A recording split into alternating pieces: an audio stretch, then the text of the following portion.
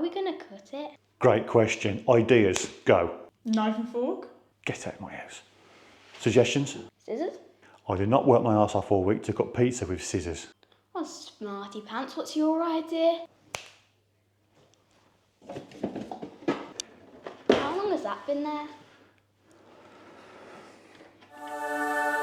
Why did it light up?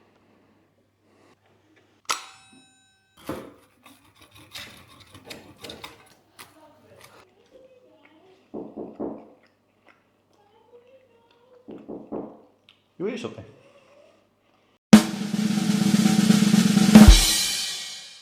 Hello everybody, hope you're well. First and foremost, a massive thank you to Adam UK73 for sending me a little Fez4 pizza cutter. It's ace, mate.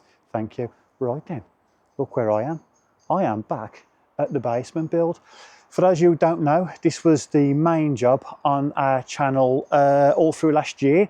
So if you want to go and see how we got, basically from what was here before, to excavate, I think it's 460 tonne, to how we got to this point.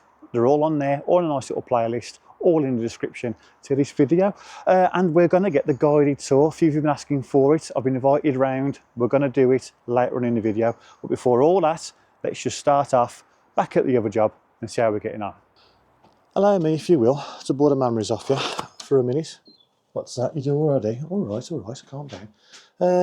Right then, after I don't know how many months, the plasterboarding on this project is finally complete, and we've used throughout this entire room and on the ceiling as well, this stuff, insulated plasterboard. The reason being that I purposely didn't put a cavity with any insulation in these walls, simply because if I did, the walls would obviously be bigger, and then, as you can see here, we would have encroached right to the door either side, making this room really not worth it. But as it is, by pushing the walls back and using insulated plasterboard, this space is very usable. There's going to be a bench or something there to sit down, you know, the boots on, coats on there, out the way of the door, because there's a little alcove now. So yeah, there we go. There are options out there to make your space that little bit more usable. Right then, let's take you around the corner. For the first one. Come on. Come on. Stop hiding. Yeah, okay. I've got to do some work now. Right. I finished in touch, which we're very happy that we're at this stage. Basically, the digger driver, while he was here for free, very kindly removed this fence for us. So what we've got to do now is replace it. But check out this, man. It didn't rain last night. Mick and Mark dug these holes yesterday whilst I was proper grafting round the corner, keeping well out of it. Look at that. It's just in the ground and it's coming up. So when we do this retaining wall, we've got to put some water management in, I reckon. Anyway, right. This, we need to replace it from, where are we? He broke this one, so we're replacing it from there all the way back down to where the extension meets the original wall of the garage there. However, because we're doing this, the customer has said that, can we sort out the issues that they've had with this fence here? It's only about 4 years old apparently, but they've only used one gravel board, and then somewhere along the line, or maybe they, I don't know, soil has been put, or earth has been put against the fence, and they all bowed out and it's all looking a bit tatty. So we've took them out, we've got the land back a little bit, and we're going to put a second gravel board in. Along there, there's a bit of an extra, and then we're going to put this fence down. So we'll put a bit of a time lapse up maybe after we've bailed ourselves out, and yeah, and then we'll get this fence up. Concrete posts, concrete gravel boards, yeah, you'll see. Let's get on with this.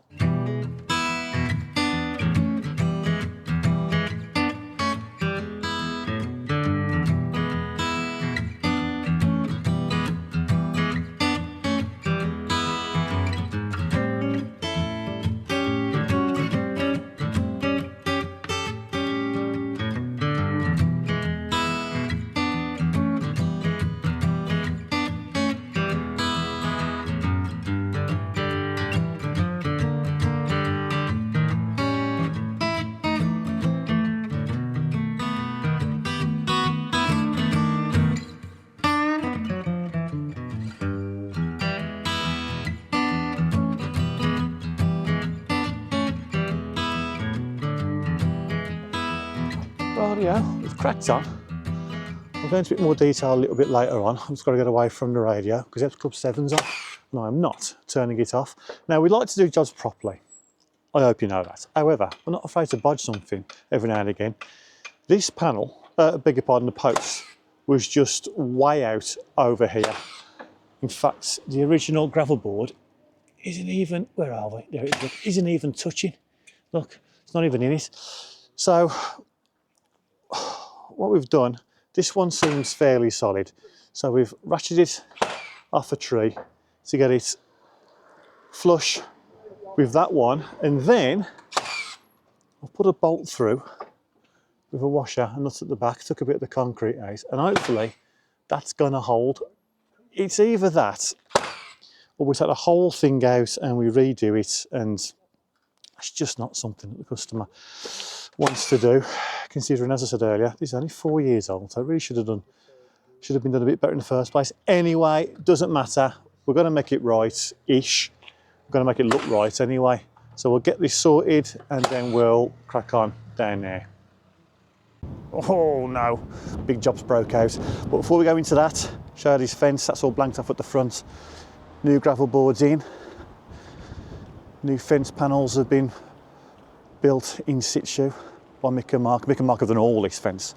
Fair play to them. I've just been the gopher running around getting materials for them. And the reason why these have been built in situ is because, as you may know, when you replace a fence panel from concrete posts, you just slot the old one out and then you slot the new one in. But there ain't no doing that with these trees in the way.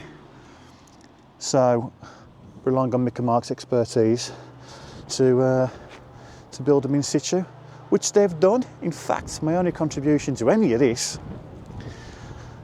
was that bodge that I showed you earlier, which I've bettered, a better bodge than before. It's holding. They're now flush.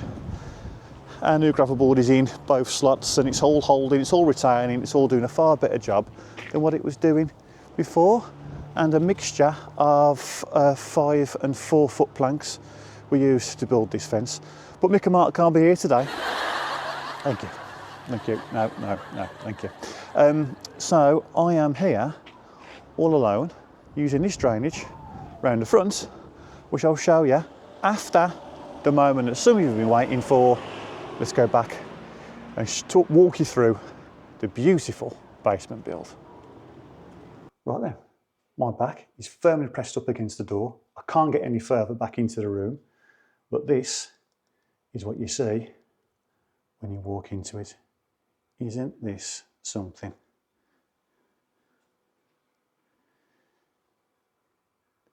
This was the original kitchen, or original kitchen area. There was a wall here. Rear reception room obviously has been removed, knocked through into one. The access to this room was that door just there, which is now a downstairs storeroom. The customers had a log fire installed, log burner. Isn't it something, eh?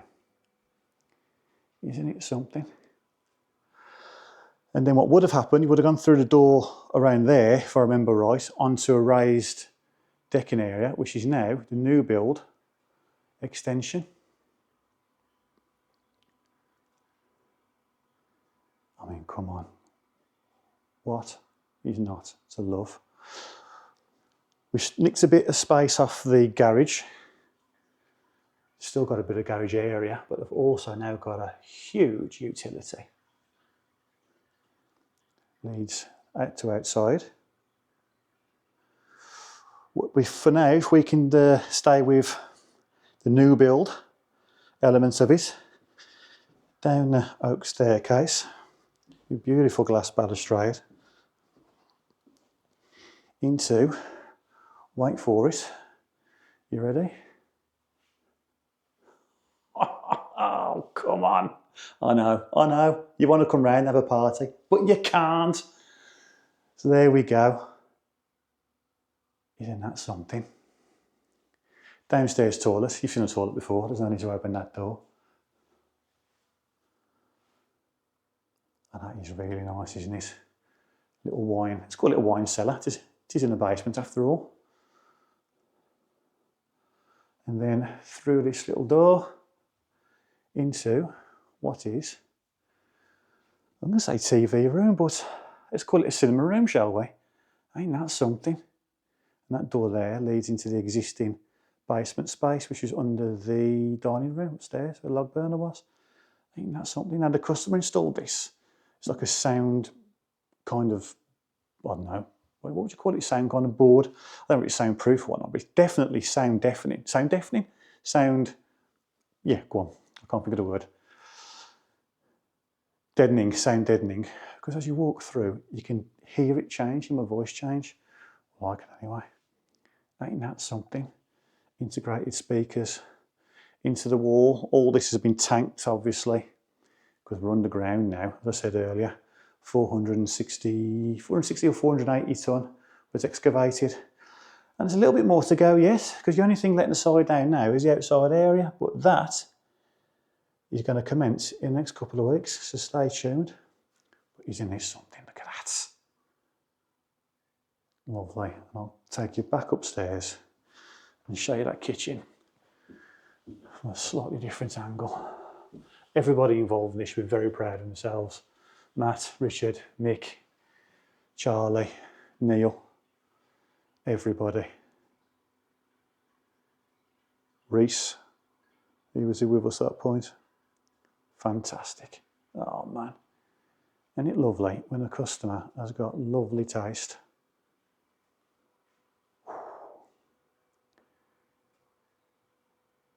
House envy, anybody? Well, like for one, I've got house envy from it. I've said it before and I'll continue to say it. I think it's beautiful.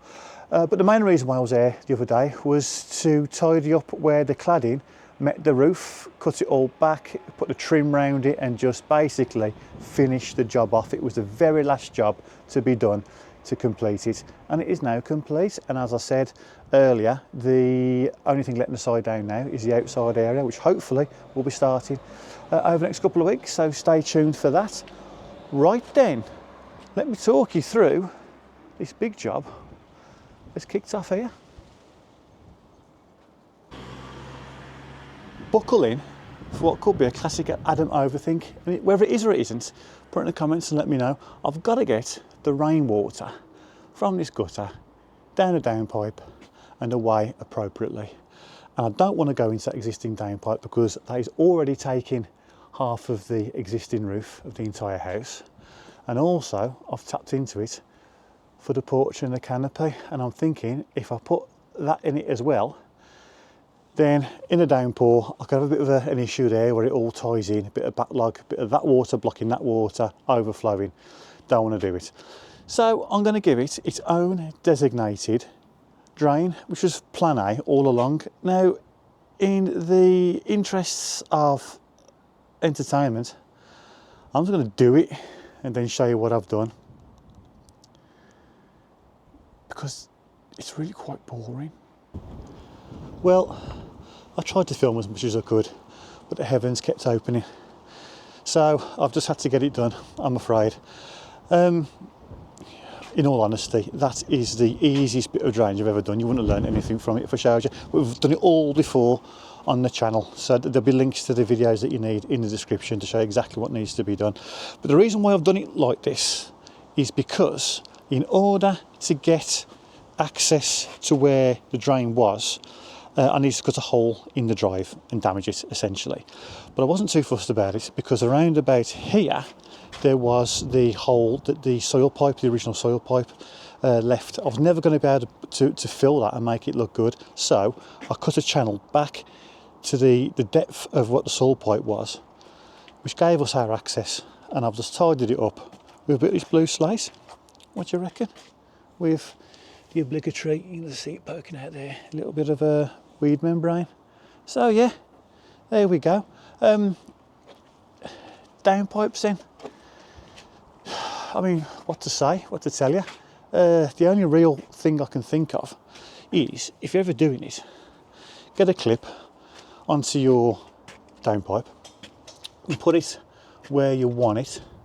Let's say there, right? Let's say that's where you want your first one. And then just below that, you can put your pencil mark. But as you can see here, just demonstrated, I haven't gone in line with the holes. I've gone in a bit narrower. That is because once this is installed and is screwed in, you want the clips to pinch and hold the actual pipe itself. You don't want it like that and then just drill and screw, because that would be loose, it could rattle in the wind, and it's a worst nightmare and everything, you know what I mean? So there you go. Apart from that, that's all you do. And then to get it nice and straight, plumb your clips or plumb the holes that you've drilled out. Don't plumb the pipe, because that will be bent like a dog's hind leg. The real thing to show you that I'm extremely happy about is that mastic joint. And let me tell you why. Well, it's masticed because it should be. Where you've got wall starters, don't point it with mortar because it will crack. Sometimes you've got to. I've done it on this job on the porch, but I've just had to because the joint was too big, because the wall was leaning out, and anyway. But where you can, mastic it.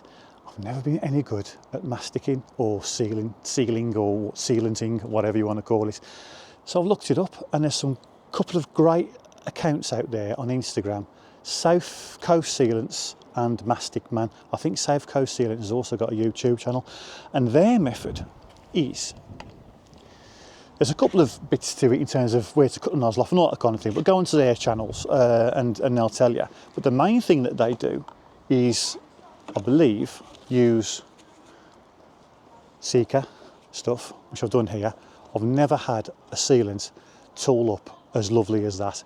Anyway, the main thing they do, you get some sticks like this, shape them yourself, and then they either spray on or dip it into some soapy water, ferroliquid, you know, other cleaners are available, and yeah, and just tool it in that way. And if you watch how they do it, it looks so simple.